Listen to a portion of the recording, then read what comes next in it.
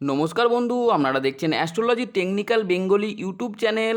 আজ আমি আপনাদের সঙ্গে আলোচনা করছি আদর্শ ভালোবাসার হাতের চিহ্ন কেমন থাকে সেই বিষয়ে। চলুন মেন বিষয় শুরু করি। আদর্শ ভালোবাসার হাতের রেখার চিহ্ন কেমন থাকে আমি কয়েকটি পয়েন্টে আপনাদেরকে জানাবো। তো প্রথম পয়েন্ট, হৃদয় রেখায় জপ চিহ্ন থাকে, মানে এই রেখাটিকে বলা হয় হৃদয় রেখা। এই রেখায় জপ চিহ্ন দেখতে পাওয়া যায়।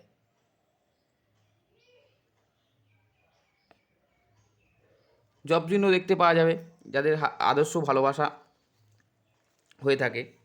2 নম্বর, শিরোরেখা চন্দ্রের দিকে বেঁকে যায়। এই রেখাটিকে হচ্ছে শিরোরেখা। এই রেখাটি চন্দ্রের দিকে বেঁকে যায়, এই রেখাটি শিরোরেখা। 2 নম্বর গেল। 3 নম্বর পয়েন্ট, অতি লম্বা শিরোরেখা দেখা যায়।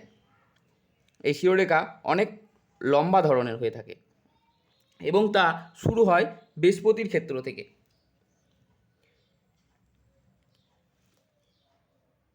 অনেকটা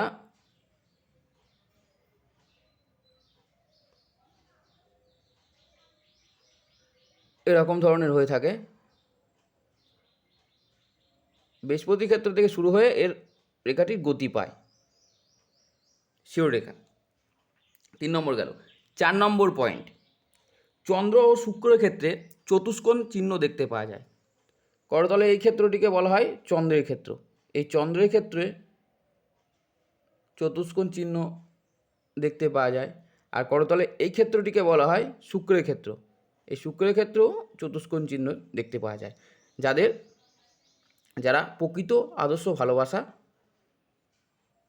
থাকে যাদের মনের মধ্যে, তাদের হাতের রেখা। চন্দ্রের ক্ষেত্রে চতুষ্কোণ চিহ্ন দেখতে পাওয়া যাবে, আর শুক্রের ক্ষেত্রেও চতুষ্কোণ চিহ্ন দেখতে পাওয়া যাবে। 4 নম্বর গেল। 5 নম্বর, একই সঙ্গে হৃদয় রেখা কাটাকাটি তিলচিহ্ন বর্জিত সুন্দর সুগঠিত হয়।